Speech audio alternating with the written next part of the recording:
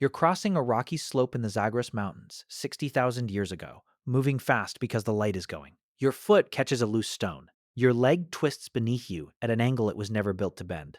And something gives way, not a sound you hear so much as one you feel, all the way up through your hip. You already know what happens next in your own life. Break a bone today, and paramedics arrive within minutes. A machine sees straight through your skin within the hour. A cast holds everything still while the rest of your life carries on almost unchanged, and 6 weeks later you're back on your feet like nothing happened.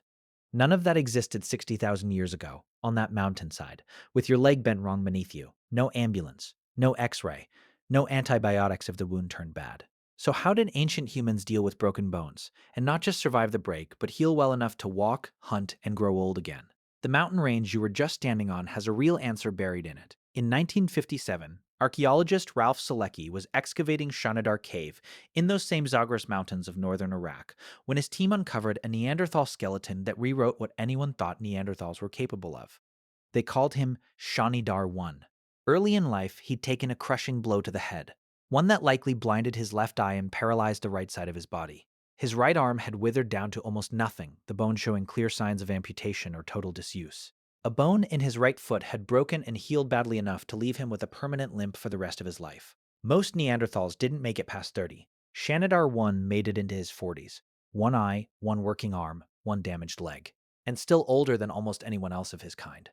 Anthropologist Eric Trinkhaus, who spent decades studying the skeleton, concluded he couldn't have gathered his own food or defended himself for years before he died. Picture trying to survive an Ice Age winter with one arm and one eye entirely on your own. Shanidar 1 didn't have to.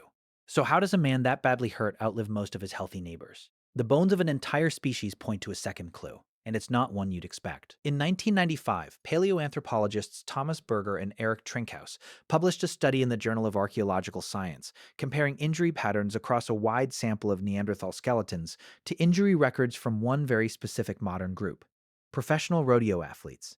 The match was uncanny. Both groups showed the same lopsided pattern: heavy trauma to the head, neck, and upper body, and comparatively little to the legs. If you got thrown from a half-ton animal today, that's roughly the injury pattern you'd walk away with too. Rodeo riders get thrown from something enormous and land wrong. Neanderthals, the researchers argued, got that close to enormous animals on purpose, hunting at spear's length instead of a safe distance. Everyone assumes prehistoric injury meant a slow death sentence. The skeletal record says otherwise. Trauma this common, healed this often, only makes sense if care was the routine, not the exception. But did anyone ever find the actual tools ancient people used to hold a shattered bone together while it mended? The oldest direct physical evidence comes from Egypt, and it isn't a healed bone that implies treatment. It's the treatment itself, still in place, waiting to be found. Between 1903 and 1904, archaeologist George Reisner, on an expedition funded by Phoebe Hearst, excavated a burial ground called Naga ed Dur, roughly 100 miles north of Luxor. Among the remains, his team found two limbs still wrapped in their original splints, thousands of years after anyone applied them. One belonged to a female adolescent with a broken thigh bone, the same bone that, if it broke on you right now, would put you in surgery within hours. The other was a forearm, broken in two places. Both had been padded, boxed in with plum bark boards, and bound tight with linen, built almost exactly the way a splint is built today. In 1908, physician Grafton Elliott Smith published the discovery in the British Medical Journal, under a title that undersold it: The Most Ancient Splints. The specimens are more than 4,000 years old.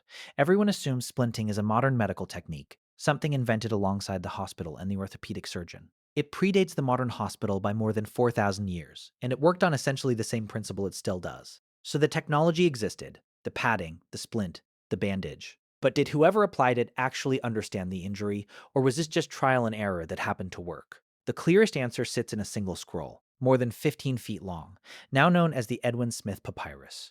An antiquities dealer named Edwin Smith acquired it in Luxor in 1862. It sat almost untranslated for decades, until Egyptologist James Henry Breasted finally published a full translation in 1930, revealing something nobody expected from a document this old. It wasn't a book of spells. The papyrus works through 48 real trauma cases, head to torso, each one following the same format: examination, diagnosis, treatment, prognosis. Every case ends with one of three verdicts: an ailment I will treat, an ailment not to be treated at all. That last category meant exactly what it sounds like. The healer had seen enough of these injuries to know which patients couldn't be saved, and said so in writing thousands of years before triage had a name. One surviving case walks a healer through a broken collarbone step by step. Lay the patient down, pack padding between the shoulder blades, pull the shoulders back until the bone falls into place, splint it, then redress it daily. It's close enough to how you'd set the same fracture in an emergency room today that the gap barely feels like 4,000 years.